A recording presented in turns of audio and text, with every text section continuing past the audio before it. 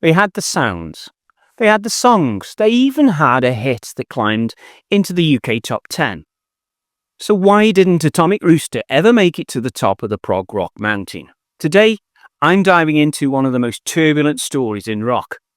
The rise, the fall, and the rebirth of a band that burned bright, fell apart, and somehow came back from the ashes half a century later.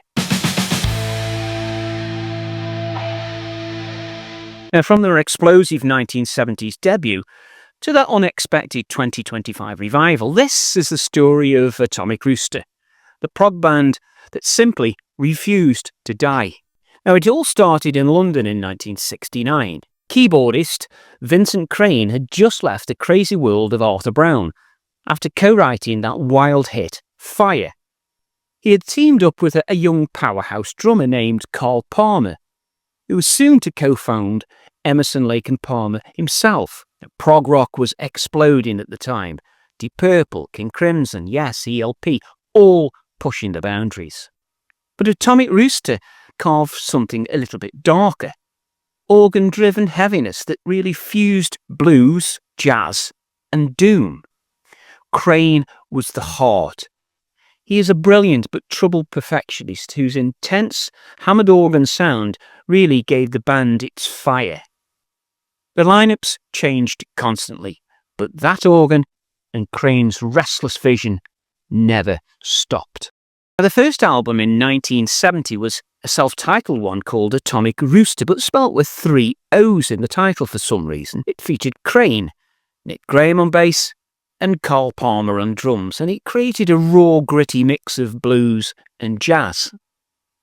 Critics now call it really underrated but essential. But it's rough, but you can hear the future that was forming within these embers. Fan blogs describe it as the foundation for everything that was to come. The haunting standout on this album was a track called Winter, and it was hinted at the melancholy always lurking in Crane's music.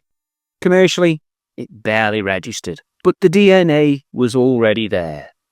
As Crane himself said later in an interview, we were still finding out just who the hell we were. Death Walks Behind You was released later that same year and was a masterpiece. There was a new guitarist, John Decan, and drummer, Paul Hammond, and these had both joined Crane. And lightning struck. Louder Sound called it a proto-metal tour de force, dark without being a downer. Sputnik Music praised Hammond's drumming as one of the best performances of that era. There was a single as well, Tomorrow Night, that hit the UK number 11. Remember that one? The LP itself reached number 12. Best track for me, though, was the title cut, a brooding epic that really felt like Crane was wrestling his demons through a Hammond organ. Now, this is arguably their peak so soon into their career. It was thunderous, cinematic, and simply unforgettable. Every riff felt haunted, as if music really knows how fragile its creators really were. Now, in hearing of Atomic Rooster from 1971, this saw another new lineup. What it did do was gave them a more polished sound. Singer Pete French added a soulful edge, while Decan and Crane pushed the songwriting side of things. The Afterword hailed it as arguably Rooster's most consistent album, a flab-free blend of Crane's piano motifs and French's groove. Sputnik Music noticed that they tapered their sound but still really packed a punch. There was another hit single, Devil's Answer. This went to number 4 in the UK, but wasn't even on that original LP, but it did drive album sales, push it right up to number 18 in the UK. The opener Breakthrough still showed a band very much hungry, but yet inside the tensions were growing.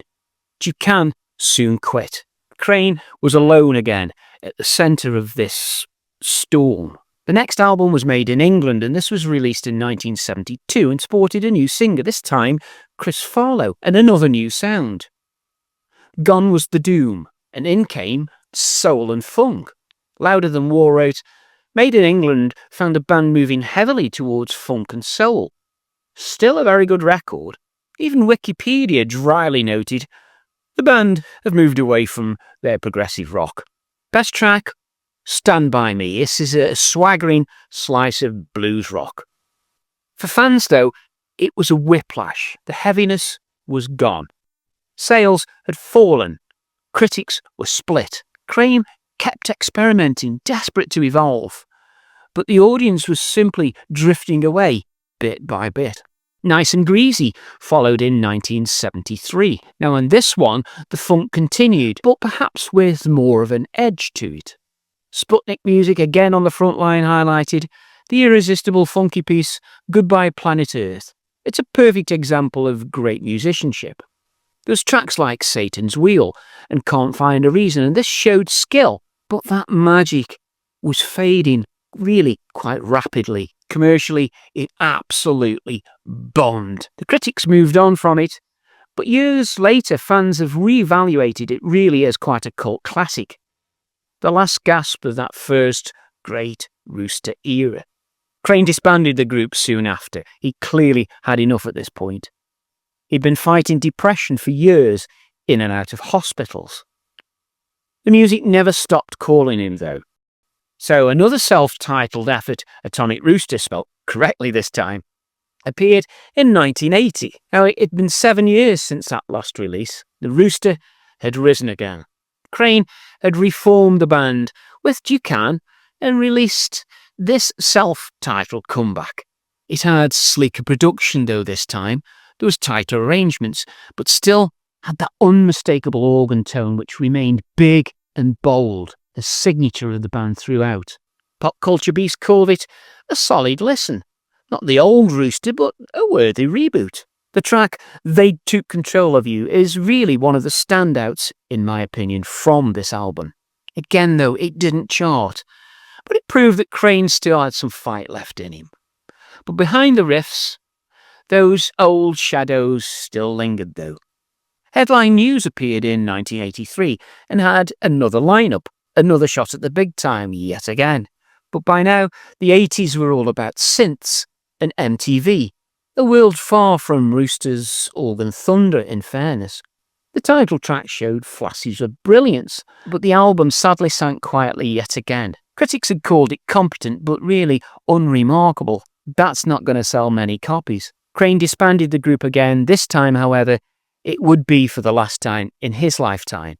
He passed away in 1989, leaving behind a small but devoted following, and along with a legacy of fierce originality, still struggling with the demons that had surrounded him for most of his life. But little did anyone know that in 2025, a new album called Circle the Sun would appear under the band's moniker, nearly 4 decades later, after what seemed that was the last hurrah. Against all the odds, Atomic Rooster had returned. There was new musicians, but the same spirit was there. A resurrection had been built to honour Vincent Crane. It's now a 4-piece, with Steve Bolton on guitar and vocals, Shug Millage on bass, Adrian Gotri on keys and vocals, and Paul Everett on drums. Ramseen have said of this latest one, Circle the Sun has the sound and feel of an album Vincent Crane and John DeCan would have been pleased to be involved with.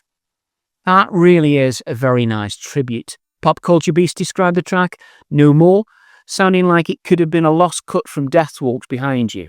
Standout tracks from this new album are Walk With Me and the title track Circle the Sun, and that echo that early power. Now, it's both a tribute, but also a continuation of the original band's legacy. It's proof that even after 50 years, this rooster still crows. So, what a journey. From underground, heavy prog pioneers, to blues funk experimenters, to modern revivalists. That's some CV. Atomic Rooster's story is one of relentless reinvention and tragedy intertwined with genius. Their peaks were brief, their lineups were chaotic, but their impact, especially on the heavy side of prog, really is undeniable. Now, if you want ambition, you want Hammond riffs, and you want a fearless direction, you could really start anywhere in the catalogue, because every Rooster record really tells part of this rollercoaster tale. Let me know your thoughts on the band in the comments, as well as your favourite album by the band if you will. There are purchasing links to each of the albums that I've featured in the description if they're not yet in your collection, as well as other details of how to support the channel should you wish. Now, the video on screen is one I shot on some more bands from the 70s that really should have been huge, just as Atomic Rooster should have been, but for some reason or not, they weren't. Now, that's the video I want you to watch next, and I'll see you over there.